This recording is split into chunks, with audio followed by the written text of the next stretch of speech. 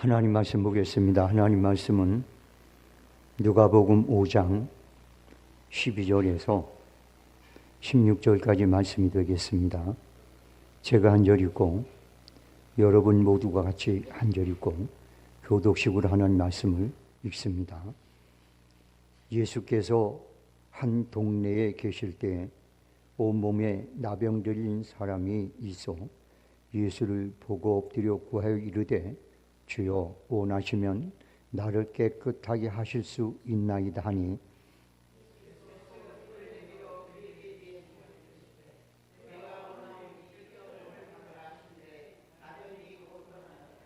예수께서 그를 경고하시되 아무에게도 이르지 말고 가서 제사장에게 내 몸을 보이고 또 내가 깨끗하게 됨으로 인하여 모세가 명한 대로 예물을 드려 그들에게 입증하라 하셨더니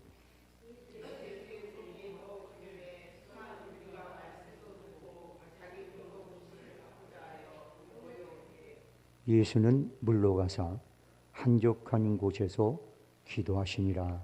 아멘. 기도드리겠습니다.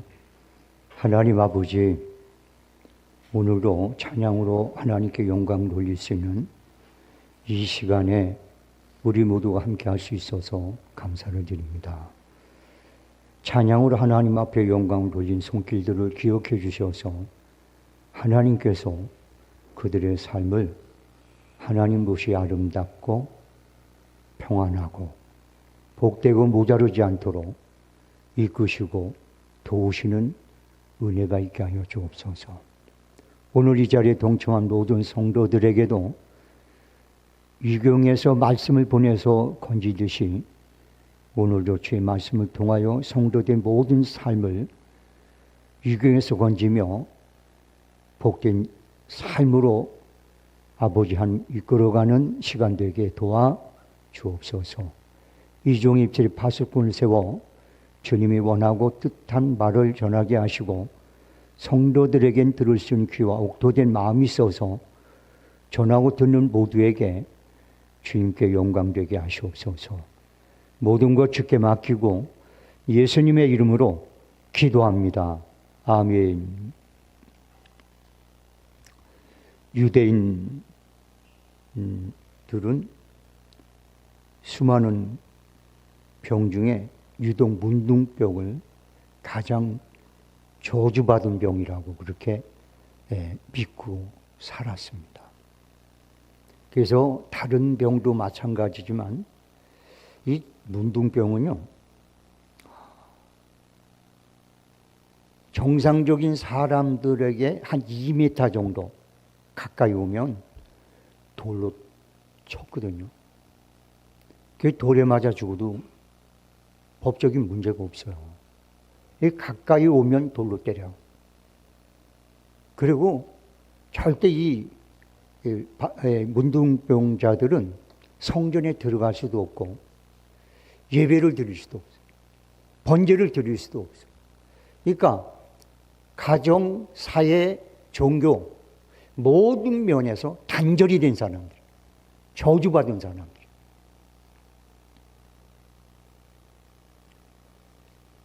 사실 이렇게 된 배경은요, 구약 성경에 나오는 문둥병에 대한 유래를 우리가 잠시 살펴보면 알 수 있어요. 하나님이 세우신 지도자 모세를 비방하다가 걸린 게, 미리암이 걸린 게 뭐예요? 문둥병. 그 다음에 나만 장군이 문둥병을 고쳐가지고 갔는데 이 엘리사가 그가 가져온 예물을 받지 않았어요. 그냥 가라. 안 받는다. 그랬더니 게하시가 몸종이 있었거든요. 가서 몰래 그걸 탐심이 생겨서 받아가지고 왔어요. 아마 우리나라 돈으로 지금 계산하면 한 2억 정도 될 거예요. 받아가지고 왔어요. 그래서 걸린 거예요. 탐심 때문에. 문둥병. 그 다음에 왕들 중에 이 우시아 왕이라는 왕이 있어요.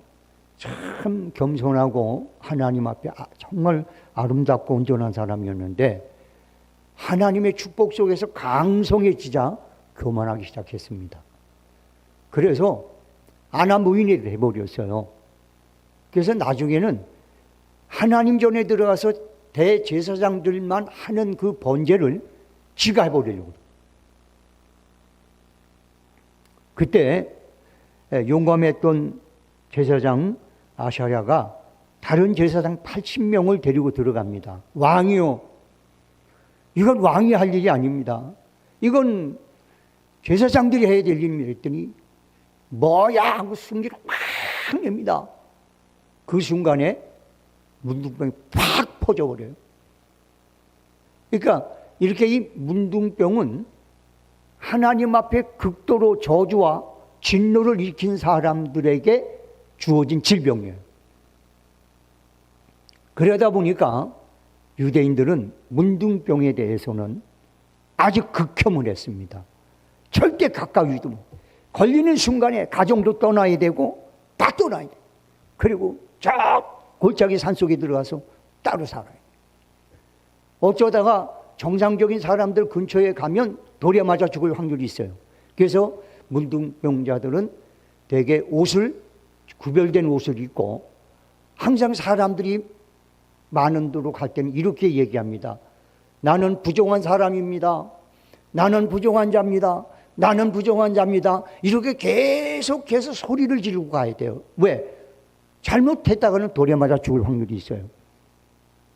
이렇게 비참한 삶을 살았던 이 문둥병자가 오늘 주님 때문에 깨끗함을 받고 정상적인 사람으로 회복되어지는 그런 은혜를 오늘 누리게 되는 겁니다. 오늘 이 장면을 여러분과 같이 말씀을 나누면서 함께 은혜의 시간이 됐으면 좋겠어요. 첫째, 본문을 통해서 우리가 한 가지 알아야 될 것이 있는데 뭐냐면 하나님은 누구든지 당신에게, 예수님은 누구든지 당신에게 가까이 오는 것을 안 막는다는 겁니다. 누구든지 당신에게 가까이 오기를 원한다는 겁니다. 심지어는 그 당시의 삶을 우리나라 지금 현재 삶하고는 다르죠. 지금은 어린아이들이 이게 완전 공주왕자예요. 최고예요. 그런데 옛날에는 어린아이들은 부모가 팔아.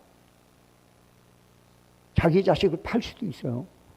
그리고 어린아이들하고 여자는 사람으로 취급도 안 했어요. 그래서 여러분 오병의 역사를 일으키는 뭐라죠? 장정만 5,000명이라. 애하고 여자들은 취급도 안 해. 그 당시에는. 오늘날 그런데 여성 상위 시대가 돼가지고 아주 남자들 괴롭죠. 정말 괴로워요. 힘들어요. 옛날엔 여자분들이 상에 밥도 올려놓지 못하고 먹었어요. 그렇죠? 부뚜막에서 먹었어요. 그래 안 그래요? 그랬잖아요. 그러다가 여자들 상 위에서 먹어라 했더니 상에 올려놓고 먹는 거예요. 그때서부터 이게 높아지기 시작해서 지금은요, 와, 정말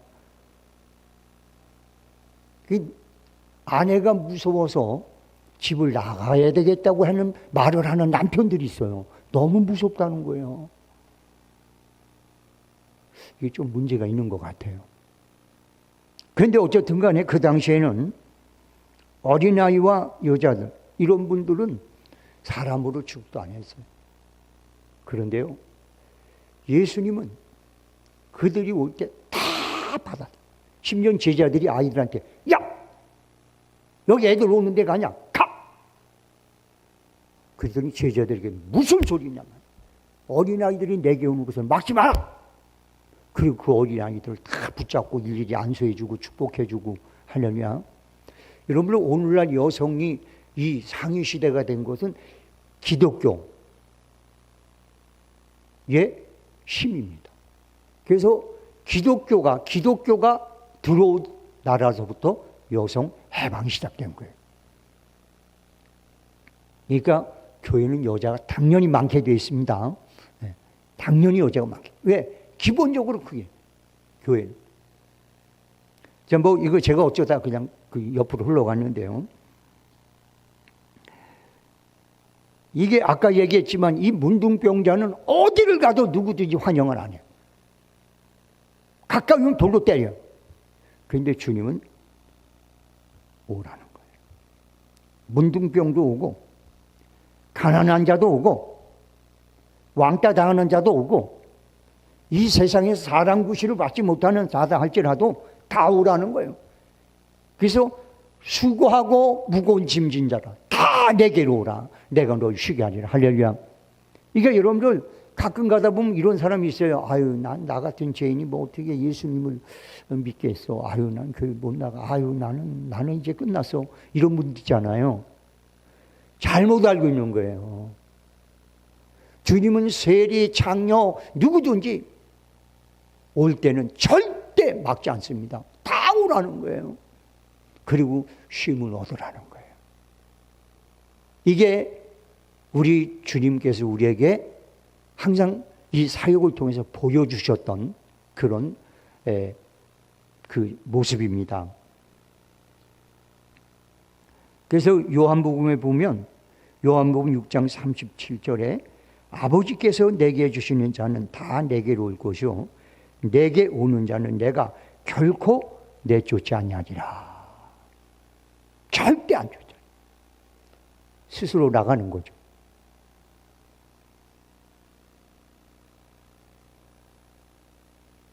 성도 여러분들, 그럼에도 불구하고 주님이 그럼에도 불구하고 주님께서 못 오게 하는 사람이 있어요. 누군지 아세요? 성경은 죄인이고 누구 다 오라고 그래요. 주님은 절대적으로 그 사람 막지 않아요. 그런데 말이에요. 나 죄 없다. 라고 자기 자신을 의인 취급하는 사람은 주님께서 가까이 안 하십니다. 그래서 우리 주님은 이렇게 말했어요. 나는 죄인을 부르러 왔지 의인을 부르러 온 게 아니다. 그러니까 여러분들 중에 바리새인처럼 기도할 때도 자기는 죄가 하나도 없어. 감사하고 저놈처럼 저렇게 살지 않고 감사하고 이런 사람은 하나님의 응답이 안 줘요. 그런데 세질을 할지라도 엎드려서 감히 얼굴을 들지 못하고 자기가 죄인임을 고백할 때 주님은 그 사람을 받아주시고 응답하셔. 할렐루야. 여러분 이 세상에서 하나님께서 누구든지 다 받아주시고 누구든지 다 만나주시고 누구든지 다 오길 원하세요. 그런데 딱 하나 교만하여 자기의 죄를 인정하지 않는 자는 주님 원하지 않습니다. 그래서 이 바리새인들한테 우리 주님이 항상 하신 말씀이 있어요. 회칠한 무덤 같은 놈들아. 바리새인들은 회개가 없어요. 자기는 율법을 다 지키고 살았다고 생각하는 거예요. 회개가 없어요. 여러분 회개가 없는 사람은요 예수님 필요 없는 사람들이에요. 예수님은 우리가 죄로 인하여 죽어갈 것을 원치 않아서 이 땅에 오셔서 대신 대속해 주신 분이 예수님이에요. 그렇기 때문에 그런 주님이 필요한 사람은 누구냐? 나는 죄인입니다. 라고 자기 자신을 그렇게 고백하고 인정하는 사람은 늘 예수님 필요한 사람들이에요. 그러니까 주님이 그런 사람은 언제든지 항상 함께 하세요. 그런데 나는 죄가 없어. 난 의로운 사람이야. 이때부터 주님과 상관이 없는 거예요. 자기 의로 사는 거예요. 여러분들 잘 기억하세요. 여러분 기독교인들 중에 어떤 사람들은 자기가 죄가 없다고 그러거든요. 사도 바울 같은 경우도 나는 죄인 중에 기수라고 그랬는데 여러분 정말 죄가 없어요? 여러분들이 주님 앞에 평생 주여 나는 죄인입니다 라고 고백한다고 해서 주님이 화내는 법이 없어요. 나 알아. 네 죄인인 거 알아. 너 죄질 수밖에 없는 거 내가 다 알아.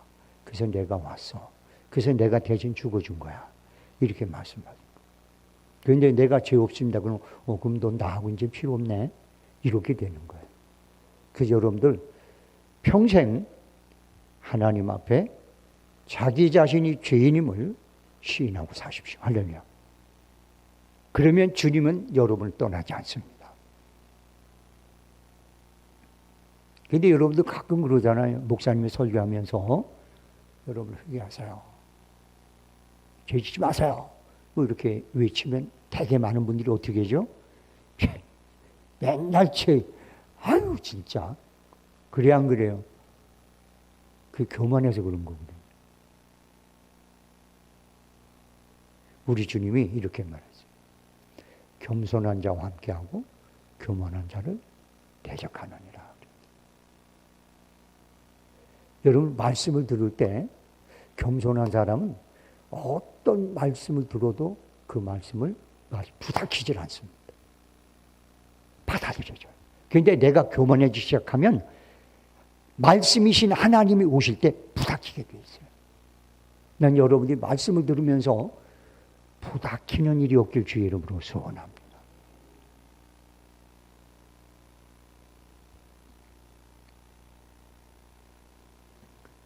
그 다음에 주님께서는 뭐를 본문을 통해서 교훈하시냐면 누구든지 깨끗함을 받기를 원한다는 거예요. 창녀든 죄인이든 사기꾼이든 종교적으로 모든 면으로 다 어떤 그 더럽고 악한 것에 그냥 그 누더기가 돼서 온 사람이라 할지라도 깨끗하게 되기를 주님이 원한다는 거예요. 오늘 본문에 문둥병자가 와서 말합니다. 주여 원하시면 나를 깨끗하게 하실 수 있나이다 라고 말하니까 예수님은 손을 내밀어서 그에게 대면서 하는 말씀이 내가 원하노니 깨끗함을 받아라. 여러분들 그 당시에 문둥병자에게 손을 대면 그 사람 부정한 사람이 돼가지고 꽤 오랫동안 부정한 사람이 돼요. 근데 예수님께서는 손을 안 대고도 병을 낫게 할 수가 있는데 그런데도 불구하고 굳이 손까지 대가면서 내가 원하노니 깨끗하다. 이게 주님이 우리를 얼마나 깨끗해지길 원하시는지 보여주시는 주님의 액션이에요. 여러분 깨끗함이라는 것은 무슨 죄의 문제만이 얘기 아니에요. 여기는 문둥병자가 깨끗해진다는 얘기는 문둥병으로 자기가로부터 깨끗해진다는 의미를 얘기하는 거예요. 깨끗하다는 얘기는 온전해진다라는 얘기입니다. 여러분들의 삶이 더러워도 우리 주님께서는 여러분이 주여 내 삶이 깨끗해지길 원합니다 라고 하면 그래 나도 원해 라고 하신다는 거예요. 내 병으로부터 나는 깨끗해지길 원합니다. 여러분 그렇잖아요. 의사들이 가끔씩 속에 이제 암이 있고 막 그러잖아요. 그런데 이제 뭐 약도 먹고 막 그래가지고 이제 그 암이 다 없어지고 그러면 의사들이 뭐라고 그러죠? 깨끗합니다. 그래 안 그래요? 우리 주님은 우리가 그렇게 되길 원하는 거예요. 너는 안 돼. 그게 아니라 모든 사람들이 깨끗해지길 원하는 거예요. 그 믿음을 갖고 주님 앞에 나가시기 바랍니다. 할렐루야. 그러면 우리 주님은 우리의 영도, 우리의 혼도, 우리의 여러분들 마음도, 육체도, 환경도, 가정도 우리와 관계되어 있는 모든 것들을 하나님은 깨끗게 하십니다. 우리 성수배덕교회 성도들이 이렇게 주님으로부터 깨끗함을 얻는 그런 복된 생활을 했으면 좋겠어요. 할렐루야. 그 다음에 세 번째는요, 우리 주님께서 깨끗해진 것에 대해서 말씀하시면서 너는 모세가 명한 대로 예물을 드려서 그들에게 증거를 삼아라 이렇게 말합니다. 여러분들 제가 왜 이런 얘기를 했냐면 아무리 좋은 물건도 빌려 쓰는 게 있고 돈을 지불하는 게 있어요. 빌려 쓰는 것은 내 게 아니에요. 아무리 내가 내 것처럼 써도 내 게 아니에요. 그런데 내가 그 가치를 지불했을 때는 내 것이 되는 거예요. 여러분, 우리가 하나님 앞에 은혜를 받잖아요. 이거를 하나님, 내 은혜 받았음을 내가, 이게 하나님 내게 베풀어 주신 은혜임을 내가 인정합니다 라고 드리는 게 예물이에요.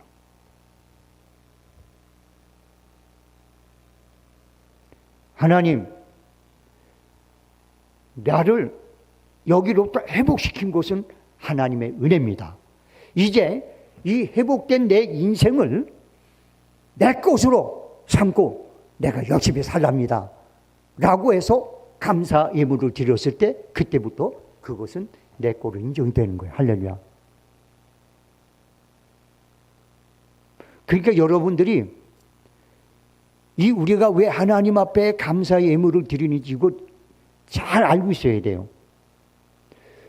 예수님께서 10명의 문둥병자가 자기들 좀 구해달라고 지긋지긋한 이 더러움에서 이 가족과 모든 형제와 그 이웃과 종교적으로 이 전부 다 단절된 이런 정말 이 기가 막힌 인생에서 우리를 살려달라고 부르짖으니까 우리 주님이 가서 제사장의 몸을 보이라고. 이 10명이 믿고 뛰어가다 보니까 다 나은 거예요. 가다 보니까 자기끼리 보니까 삐뚤어진 코가 정상으로 돌아오고 진물 나는 게 다 없어지고 다 나은 거예요, 지네끼리. 근데 그 중에 9명은 다 났으니까, 야, 이거 낫구나, 이거. 할렐루야. 그리고 제사장한테 일단은 서류를 받아야 되니까 가서 확인하고 도장 받고, 그리고 자기 볼일 보러 간 거예요. 아내 보러 가고, 자식 보러 가고, 부모 보러 가고, 형제 보러 가고, 이웃에게 가고, 딱 그걸 간 거예요. 근데 사마리아 사람 한 사람만은 돌아왔어요. 그리고 난 다음에 내게 이런 은혜를 베푸신 것은 당신입니다. 고맙습니다. 감사합니다. 라고 사례를 해요. 그리고 그 은혜를 받았음을 표현을 합니다. 그랬더니 주님 뭐라고 그랬어요? 가라. 내 믿음이 너를 구했다. 할렐루야. 그러면서 하시는 말씀이 너 말고 9명은 어디 가느냐 이렇게 얘기하죠. 감사가 없는 은혜 받음은 자기 것이 아니에요. 언제든지 사단이 와서 도로 뺏어갈 수가 있습니다. 언제든지 그것이 내 거가 아니기 때문에 누구든지 그것을 거둬갈 수가 있습니다. 그런데 우리가 하나님 앞에 감사를 표현했을 때는 그때부터는 뭐예요? 내 거예요.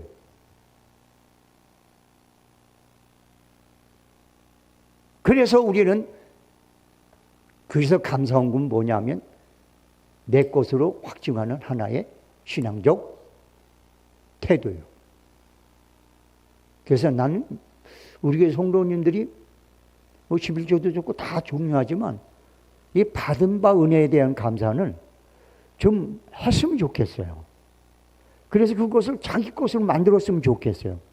아니, 하나님께서 네가 이제 마음껏 누려라 그 은혜를. 할렐루야. 이렇게 인정하는 그런 계기가 됐으면 좋겠단 말이에요.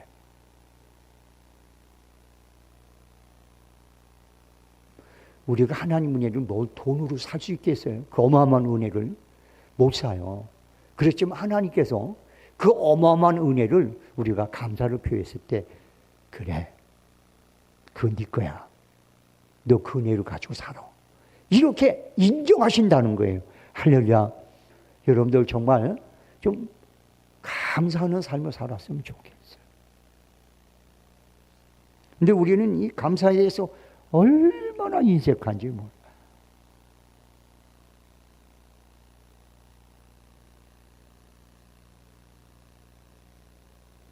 하나님의 은혜는 그 어떤 것도 가격을 정할 수 없습니다. 그러므로 자신의 형편과 사정 그리고 믿음에 따라 감사함으로 드리는 거예요. 그래서 우리는 감사헌금이 좀 여유가 있는 분들은 좀 많을 수도 있고 여유가 없는 분들은 작을 수도 있어요. 성전에서 어떤 사람들이 여유가 많은 사람은 그 말을 드렸어. 그런데 여유가 없는 한 과부는 2렙돈 달랑 5,000원밖에 안 되는 돈을 줬어. 그런데 주님이 보실 때는 그게 얼마나 큰 감사인지 몰라. 얼마나 큰 건지 몰라. 주님이 막 흥분을 하실 거예요. 여러분들, 감사는 어떤 액수가 정해져 있는 게 아니에요. 자기 처지와 형편에서 하나님 앞에 감사함을 그냥 믿음으로 고백하는 거. 그게 여러분들 감사예요. 여러분들 그런 감사가 있으면은 하나님께서 얼마나 여러분들 더 큰 은혜를 주시겠어요. 할렐루야. 이 감사를, 은혜를 받고도 입 싹 다묻고 나면은 조금 그래요. 우리 교회에서 이제 선교를 해요. 5교회를 해요. 한 교회 선교사님. 근데 어떤 교회는 꼭 받으면 어떤 목사님 이렇게 성수 베델 교회에서 우리 교회에 후원을 해 주셔서 감사합니다. 늘 잊지 않고 기도하겠습니다. 이렇게 하는 분들이 있어요. 근데 어떤 분은 1년 12달 한 번도 전화도 없고 문자도 없고 아무것도 없어요. 물론 제가 어떤 사람은 자기 익명으로 드리는 분이 있어요. 이런 분한테는 사실 감사하고 뭐 그러면 이게 좀 안 맞아요. 그러니까 이게 못할 수도 있지만 안 있지만은, 그런데 보편적으로 보면 자기가 어느 교회에서 받는 걸 알거든요. 그리고 그쪽에서 공식적으로 우리 교회에서 당신네 교회에 얼마를 선교하겠습니다. 이렇게 하잖아요. 그건 뭐냐? 공식적. 그래서 교회들은요, 선교 받는 교회가 선교복으로 하게 되어 있습니다. 선교복고. 그 선교사들도 선교를 받으면 선교복으로 해요. 그런데 그런 게 없어. 아무것도 없어. 그런 분들이 적지 않게 많아요. 때로는 여러분들, 내가 아는 분 중에 몇 분은요, 그분이 그런 얘기를 해요. 목사님, 제가 어떤 목사님한테 제가 선교를 좀 할 텐데, 목사님 나를 비밀로 해주세요. 이런 분도 있어요. 이런 분들에게는 뭐 비밀로 하니까 어떻게 할 수가 없잖아요. 근데 대부분 이름을 밝힌 분도 많거든요. 그러면 그거 그냥 고맙다, 감사하다. 이게 여러분들 뭐 그게 큰 문제가 되지 않잖아요. 그게 여러분들 좋은 일이잖아요. 그렇죠?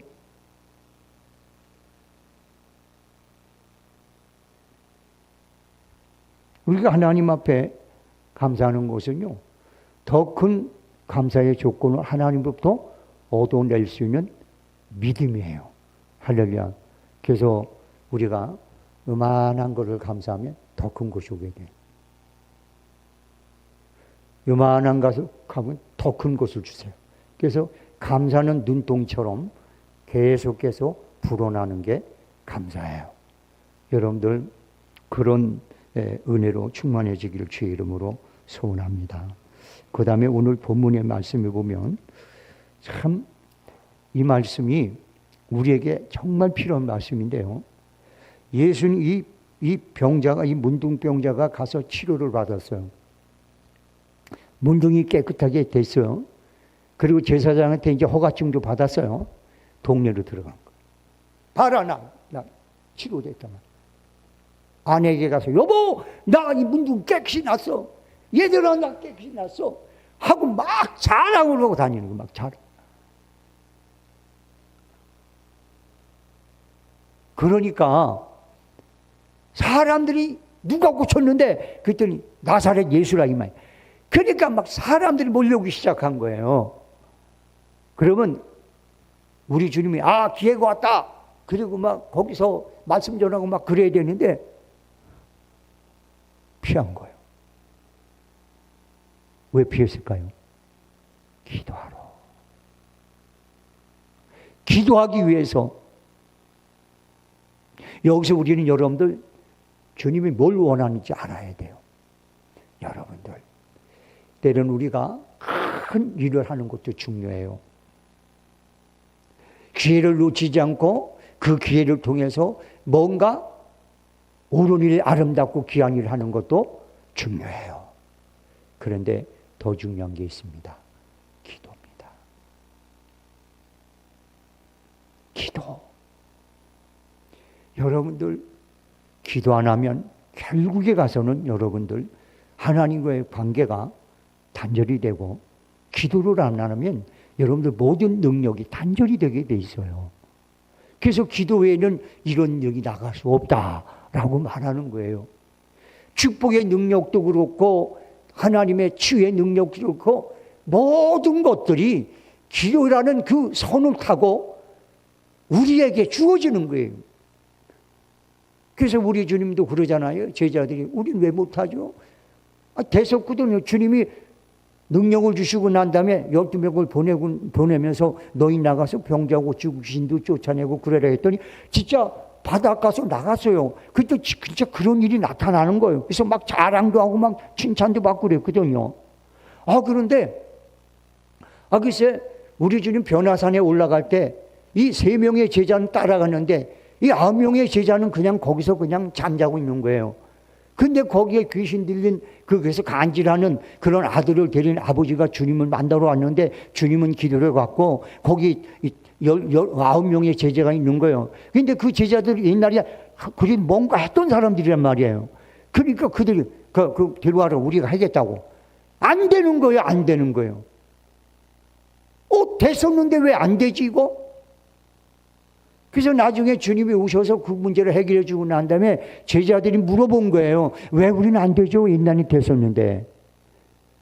우리 주님이 한마디 합니다. 기도 외에는 그런 유가 나갈 수 없다. 할렐루야. 기도를 멈춘 거예요. 변화산상에 올라가면 같이 올라갔어야죠. 안 한 거예요. 여러분들 하나님의 축복과 하나님의 능력은 기도를 타고 들어오는 거예요. 할렐루야. 우리 주님은 본문을 통해서 우리에게 그걸 가르쳐 주는 거예요. 얼마나 기회가 좋아요. 천국복음자는 막 숱한 사람 떼거리를 확 몰려드는데 거기서 여러분들 몇 명 더 고치고 그리고 난데 복음을 전하고 그러면 얼마나 정말 효과가 있겠어요. 그런데 우리 주님은 그 모든 것을 딱 덮어놓고 싹 사라져버렸어요. 왜? 기도하러. 여러분들 사역이 바쁠 때 사역 바쁘다고 기도 빼먹으면 안 돼요. 뭔가 여러분들이 하는 일이 잘 된다고 해서 기도 빼먹으면 안 돼요. 우리 주님은 본문을 통해서 우리에게 이거를 원하시는 거예요. 이거를. 한번 여러분 성경 읽어볼까요? 15절, 16절 오늘 본문 말씀 읽습니다. 다 같이 읽습니다. 시작.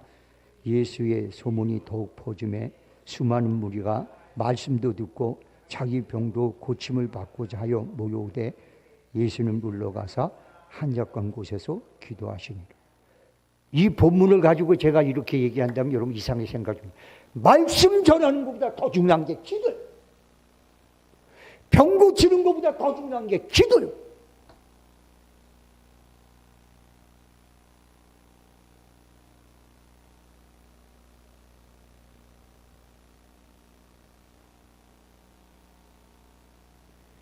주님조차도 기도 없이는 하나님과 관계가 단절되기 때문에 기도하시는 거예요. 옷을 만드는 것은 바늘쟁이가 할 일이고 구두를 고치는 것은 구두쟁이가 할 일이지 기도하는 일은 하나님의 백성들이 해야 될 일입니다. 아합 시대는 그 땅에 3년 6개월 동안이나 비가 내리지 않았습니다. 그래도 그들은 우상을 섬기면서 하나님 앞 기도할 줄을 몰랐어요. 아합 왕도 마찬가지였습니다. 그때 엘리야라는 그 하나님의 사람이 혼자 7번을 머리가 무릎 사이 들어갈 만큼 애걸복걸하며 기도하여 비가 오게 만들었어요.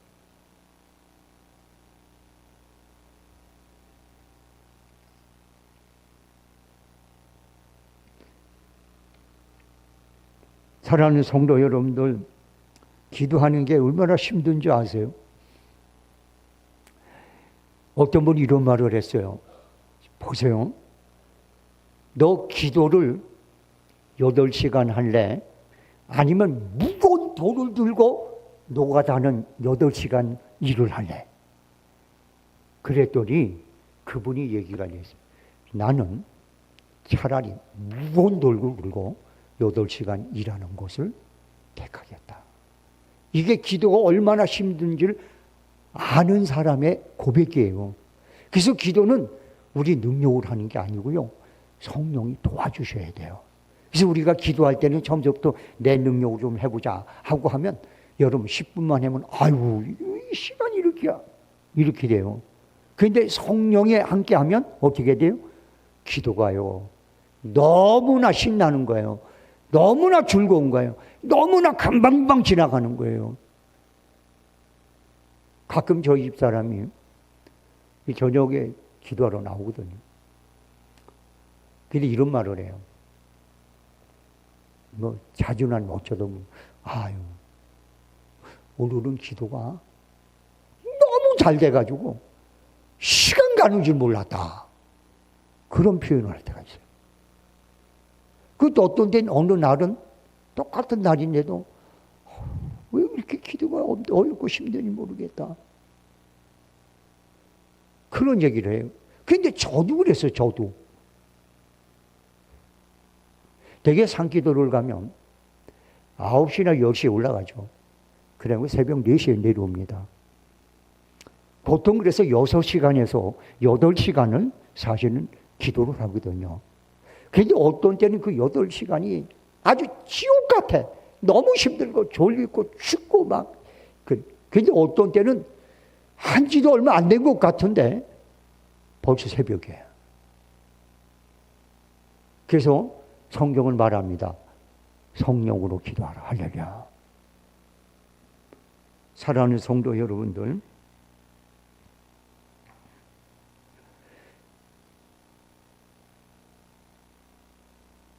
우리가 기도가 힘든 것은 우리의 기도를 방해하는 것이 있어요. 첫째는 마귀입니다. 수단 방법 가리지 않고 기도를 막아요. 그 다음에 또 하나가 있어요. 우리가 회개하지 않는 죄입니다. 이 죄가 가로막아요. 그래서 우리가 회개하고 마귀를 대적하면 떠나가요.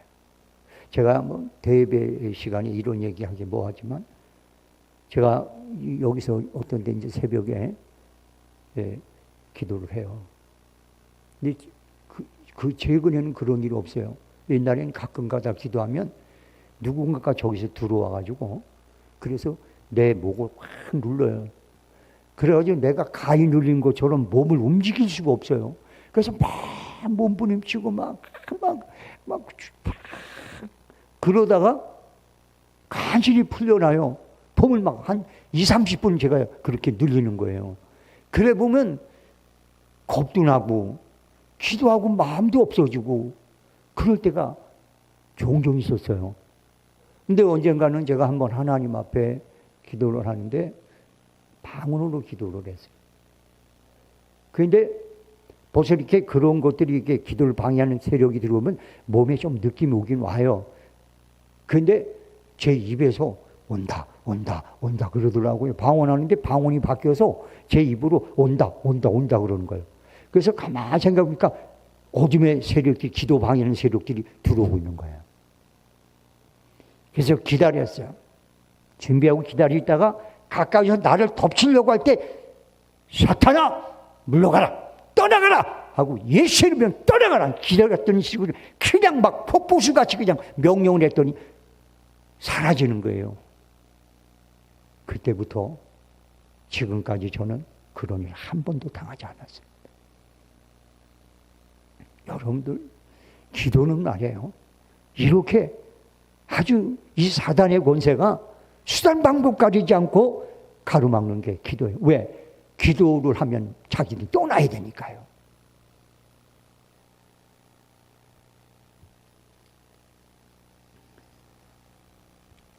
사랑하는 성도 여러분들, 그런데 우리가 기도할 때 중요한 게 있어요. 기도는요, 죄가 있으면 안 되거든요. 죄가 있으면 가로막혀요. 그래서 우리 하나님 말했어요. 내가 손이 짧아서 너희 구하지 못함도 아니요, 내가 귀가 먹어서 듣지 못함도 아니고 너와 나 사이에 내 죄악의 담이 가리웠기 때문이다. 이렇게 말씀하시거든요. 그래서 여러분들 기도할 때는요, 잘 들으세요. 여러분 생각나지 않는 죄가 있다 할지라도 회개 기도를 먼저 하세요. 할렐루야. 꼭 먼저 하세요. 그리고 방언할 수 있는 분들은 하나님, 내가 기도를 하고 싶습니다. 근데 내 속에 죄가 있고 허물이 있으면 내 기도가 막힐 수 있습니다. 하나님, 내가 방언으로 회개합니다. 내가 알지 못하는 것까지 토설하게 해주옵소서. 그리고 기도하시고 난 다음에 그 다음에 기도하면 확실히 기도가 여러분들 잘 되게 돼 있어요. 좀 여러분 그랬으면 좋겠어요. 그래서 마귀를 물리치고 회개하여서 하나님 관계를 개선시키고 그리고 난 다음에 기도하면 그 기도는 반드시 응답이 됩니다. 성도 여러분들, 회개하면 기도의 문이 열리고요. 하나님과의 관계가 회복되고요. 그리고 우리가 기도하는 기도가 능력과 힘이 있어요. 그 성령이 함께하는 그런 역사가 일어납니다.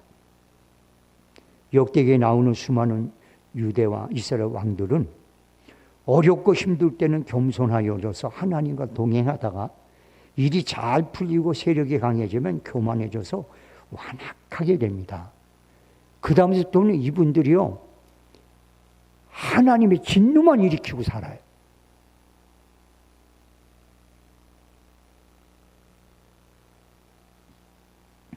여러분들, 우리가요, 하나님 앞에 나올 때 자기 계급장 가지고 나오지 마세요.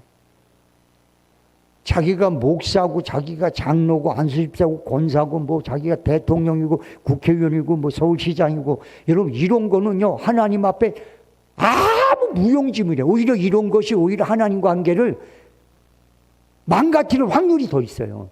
그래서 사도 바울은 뭐라 했죠? 배설물같이 버렸다고 되어 있어요.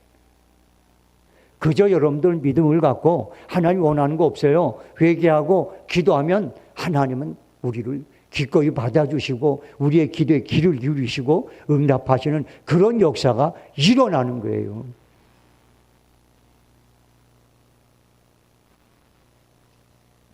제가 언젠가는 말씀을 나눌 때 하려고 했는데 오늘 생각이 나서, 여러분 둘레 믿는 사람이 많습니까? 저런 친한 사람들 중에 믿지 않는 사람이 더 많습니까? 잘 생각해 보세요. 만약에 여러분 둘레 믿지 않는 사람이 더 많으면 여러분들은 그만큼 신앙생활이 힘들고 위험한 겁니다. 그런데 믿는 사람이 많으면 내가 까딱 잘못하면 옆에 있는 친구가 야, 너 그러면 안 돼, 이렇게 말해주거든요. 이 믿지 않는 아이들하고 있으면, 사람들하고 있잖아요. 그러면 수요일 날 돼서 만약 교회로 올라가게 하면, 야, 그 하루 빠진다고 뭐 잡아 죽이냐? 어? 뭐 그런 유독 그러냐? 이런 얘기가 나와요. 그런데요, 믿는 친구들이 있으면요, 벌써 예배 시작한 1시간 전에 벌써, 야, 우리 예배 나가야 되잖아. 우리 그만 해지자. 어? 이렇게 나와요. 그래서 지켜줍니다. 기도사회들도 마찬가지예요. 옆에 기도하는 사람들이 많으면 기도 생활하는 데 많은 도움이 돼요. 그런데 안 하면요, 여러분들 기도 생활에 많은 어려움을 겪게 돼 있어요. 그래서 여러분들 의인은 의로운 자, 거룩한 사람, 하나님의 백성과 가까이 하는 거예요. 그래서 시편 기자가 뭐래? 악인들아 내게서 다 떠나라! 이렇게 말하는 거예요. 여러분들 혹시나 여러분 자신을 잘 돌아보세요.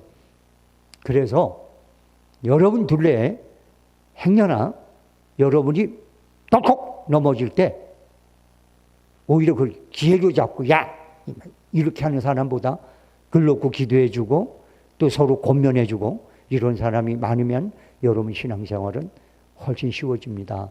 난 여러분이 그런 그 신앙의 어떤 그런 삶을 유지하고 살았으면 좋겠습니다. 정 안 되면 기도하세요. 하나님, 내 옆에요, 좀 믿는 믿음이 좋은 친구들이 많이 생기게 해주세요. 좀 이렇게 기도 좀 하세요. 그러면 알게 모르게 그게 생기거든요. 그러면 여러분들 이 신앙생활하고 기도생활하기가 훨씬 쉬워져요. 아주 그냥 누워서 떡 먹기가 됩니다.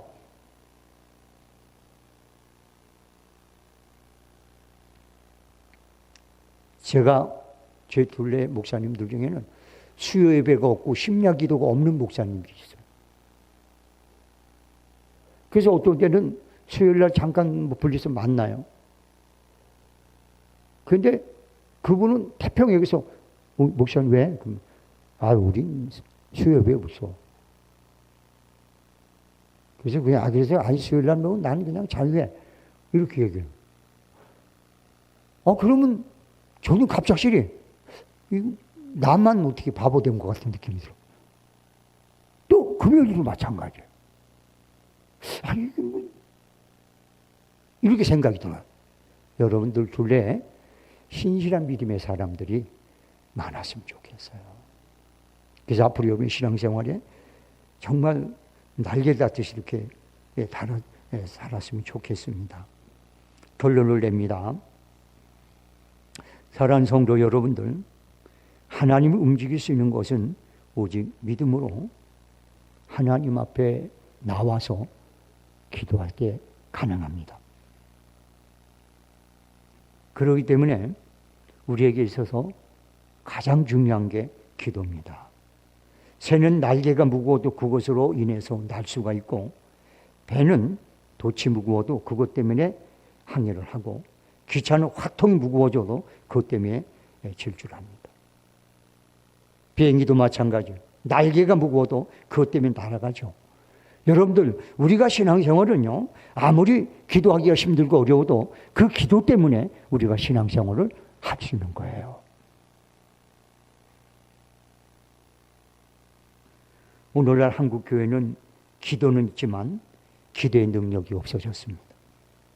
기도의 입술은 있으나 기도의 가슴은 없습니다. 입으로는 해요. 가슴으로는 안 해. 기도의 머리는 있으나 기도의 손발은 없습니다. 기도의 시작은 있으나 기도의 열매는 없습니다.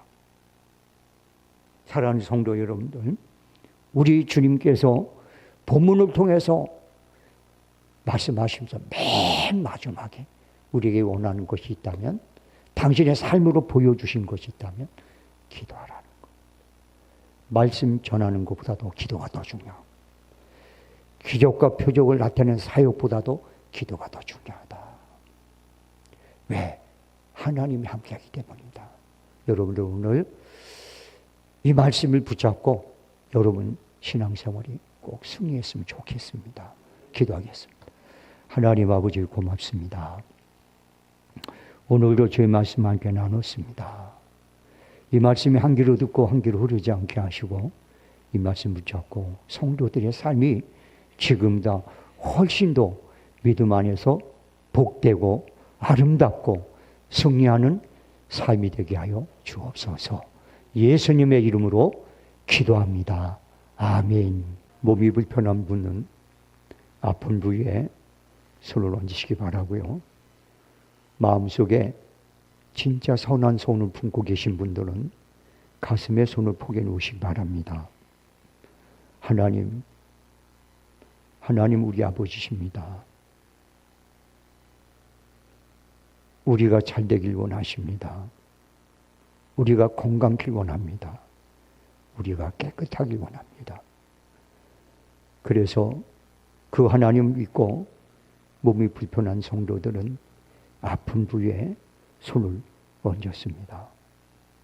그리고 마음속에 선하고 깨끗한 소원을 가지고 있는 성도들이 가슴에 손을 포개 놓았습니다. 주여, 우리의 소원이, 성도들의 소원이 죄가 되지 않는다면, 더럽지가 않다면 하나님 오늘 임재하셔서 하나님께서 함께함으로 모든 질병의 치유가 일어나며 모든 선한 소원의 소원이 성취되는 일이 시작되게 도와주옵소서. 내가 주 예수 그리스도의 이름으로 명하노니 성도들을 약하게 만들고 고통스럽게 하고 힘들게 만드는 모든 질병의 원인은 결박받고 빠져나갔지어다. 내가 예수님의 성도들의 선한 손을 가로막고 있는 어둠의 권세는 결박을 받고 빠져나갔지어다. 예수님의 하나님 지금 모든 질병이 치료되고 약한 것이 강해지고 면역력이 살아나고 영육간이 강건해지며 선한 소원이 이루어지는 역사가 일어날지어다. 저주야 떠나갈지어다. 질병아 빠져나갈지어다. 선한 소원이 성취되는 역사가 일어날지어다. 지금은 우리 주 예수 그리스도의 은혜와 하나님 아버지 극진하신 사랑과 성령님의 감화 감동 교통 역사 내주 인도하심이 오늘 이 자리 모인 성도들과 그들의 가족 가는 사업과 직장과 심지어 더불어 이웃하며 살아가는 사람들과 이 나라와 이 민족과 이 땅 위에 지금서부터 영원토록 함께 있을지어다. 아멘.